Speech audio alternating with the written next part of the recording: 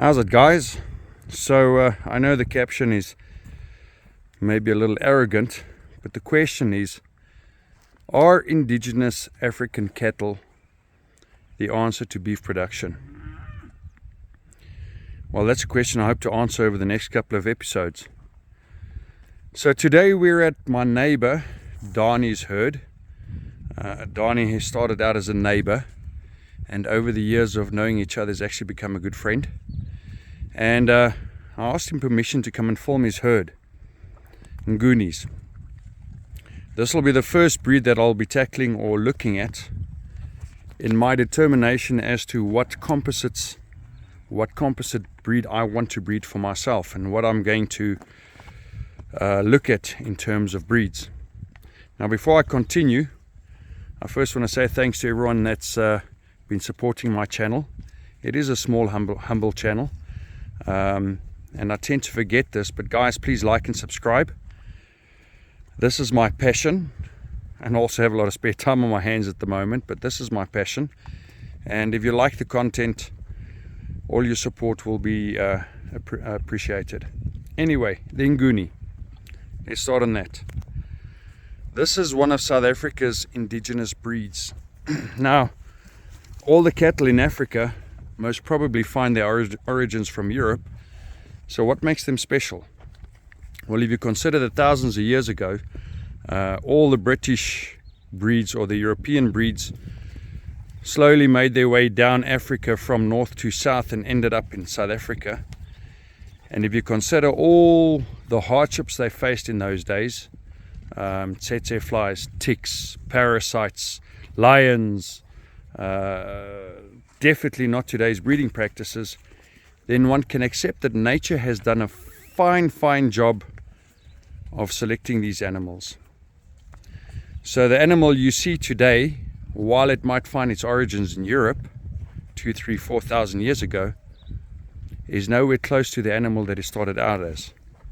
And if you consider that all the animals in Europe have pretty much been, I won't say mollycoddled, but bred under better conditions and farmed under better conditions, then it makes sense that these animals had to adapt to survive, and that there'd be a huge difference between these animals and what they originally started out as. So I'm looking at the Nguni, and I'm looking at this specific herd, and guys, I want to tell you something. Don't judge this herd as they're standing here. Dani has a passion for his animals, but unfortunately he has to corral them every night, because if he doesn't do that, they get stolen and inevitably slaughtered. So the herd you see before you today gets 6 to 7 hours of grazing time per day. That's it. 6 to 7 hours a day. Then they come here and they have to sleep over here. And as you can see from years and years of being corralled, there's obviously no grazing here. And they also only get water early mornings and late afternoons. So this breed of cattle and this specific herd is extremely tough, extremely adapted. They're able to graze for 6-7 hours, which is not even a third of a day. And yet, if you look around, they're still calves. Few British, or I want to say more contemporary or commercial herds that most farmers farm with today, few breeds would survive this, and yet these animals are thriving. So this is one of the reasons I'm looking at the Nguni, to form part of the base or the foundation of my composite breed that I hope to eventually breed. So what makes them special? Well, South Africa is considered a brittle country. So in terms of rainfall, what does that mean? It means we don't get the rainfall that most other countries get. Average rainfall in this area is low. Rainy days are few and far between, so we'll have 20-30 mils at one go, and 3 or 4 weeks of excessive sunshine or hot sunshine, hot days, and basically a drought. We don't get rain every day, every second day. That's the first thing. Then we also suffer from high temperatures.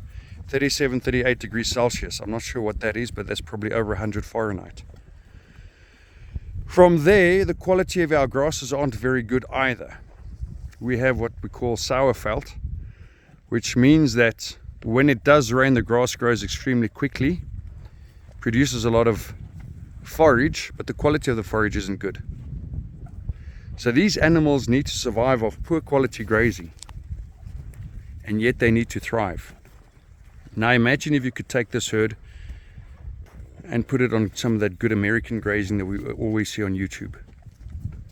These animals would just pop. What makes them special? They're hardy, they're tough, extremely fertile. They're considered a medium frame breed, so they don't get huge. They're extremely well suited to ultra high density grazing. Goodness.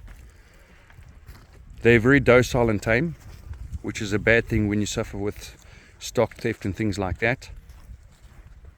And most importantly, they're for the most part unimproved. What does that mean?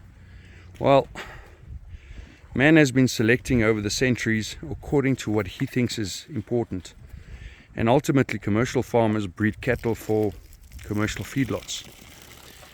And those types of animals have a totally different requirement to what these animals have. These animals can thrive off the bare minimum. It also means that the input costs are very low. So long-term farming profitably, this is what you need to look at. If you want to have minimal input costs, if you want to have maximum profit, and if you want to have maximum animals per hectare, ultra high density non-selective grazing, this is what you're looking for.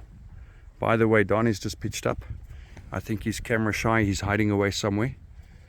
Maybe he doesn't want to be in the shot. But in any case, so these are the animals that we need to start looking at. Because if we continuously breed animals for the feedlots, we need to supplement those animals. Supplementation costs a lot of money. It eats away at your profits. That's the first thing. Secondly, ultra high density grazing has proven to improve your carrying capacity, in some cases threefold. So it improves your soil health. You're producing a much healthier alternative because the animals are not injected with all sorts of chemicals, and they're not kept in a kraal, and they're not fed maize and all kinds of things that produce a totally different carcass, which ultimately may or may not be as healthy as grass-raised beef. We all know what the benefits are of grass-raised beef. They're just a lot healthier, and you are what you eat. So at the end of the day, this is what I'm aiming for. This is going to be one of the foundation lines. Now, just keep in mind, within the breed, there's a lot of variation. I've heard it said that there's a lot of variation, more variation within a breed than between breeds. So when you decide to, or should you decide to do something similar, don't just grab the first Nguni or the first Boran or the first Angus or whatever breed you decide to use and accept that it has all the traits you're looking for. You still need to go and cherry pick what you're after. But what I specifically like about this breed, if you look at this cow's rump, the improved breeds of today, if you see the slope between the hip bones and the pin bones, there's quite a slope. Improved breeds today have a much flatter rump, which often leads to calving problems. But this is what nature wants. This is what nature selected. So why are we changing it? What economical value does a flat rump have? I'd much rather have a cow that can calve without any problems. You don't lose calves, you don't lose cows. The other thing about this breed is they're early maturing. So you can breed your heifers from 14 months onwards and they can calve at the age of 2. They've got brilliant meat quality, up with the best. But because they don't look like the improved breeds of today, they're frowned upon. And because their progeny doesn't do as well in a feedlot, the market doesn't really want them. The feedlot market doesn't want them. But for raising grass-fed cattle, they're perfect. As I said, they're hardy, they're tough, they have good resistance to ticks, They're very heat tolerant. They don't get sick. They calve easily. They're early maturing. And if you want to fatten them off grass, this is probably one of the best breeds you can look at. So for those breeding or farming in other countries, in the States, Australia and so on, this is something you guys can consider if you want to toughen up your bloodlines or toughen up your herds. Already I've seen in Australia, there's a guy that I follow who's got Ngunis that they've imported. And in the States I see some of the other African breeds, Ngunis, Tulis, Mashona, as well as the Boran are starting to pop up here and there. So people are seeing the value of these animals.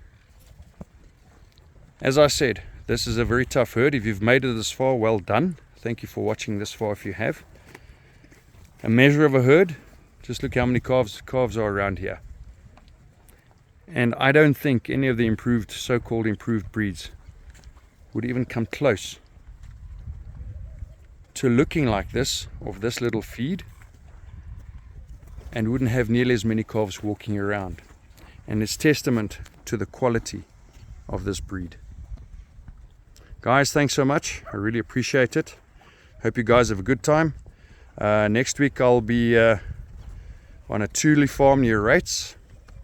I'm going to look at the Tuli breed, and I think there's some Mashonas there as well. I know he has Ngunis as well, so there might be some repetition of what I've said here today when it comes to the Ngunis. But I thank you for your support. Please continue doing so, and let me know what you think of the video in the comments. Guys, have a good one. Cheers. Just to follow up on my Nguni video, what I failed to mention is they're perfect for crossbreeding. So what you see here is a Brangus bull and a Simbra bull. And these are also hardy bulls, or else their offspring wouldn't survive. And they're perfect. They're perfect. They do the job well. The cows calve comfortably. I mean, that's not a small bull. And this guy over here, man, just look at him. Remember what I said. These animals only get to graze 6 to 7 hours a day. But despite that, the corral is full of calves. Which means these bulls keep their fertility, and more importantly, they can still continue working despite the shortened grazing time and the limited feed intake.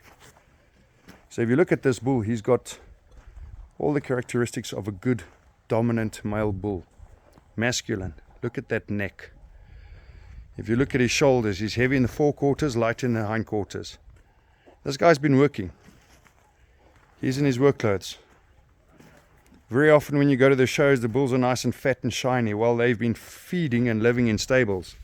This is what a hard-working bull looks like. And more importantly, the proof is all the calves running around there in the corral. Anyway, guys, have a good one. Cheers.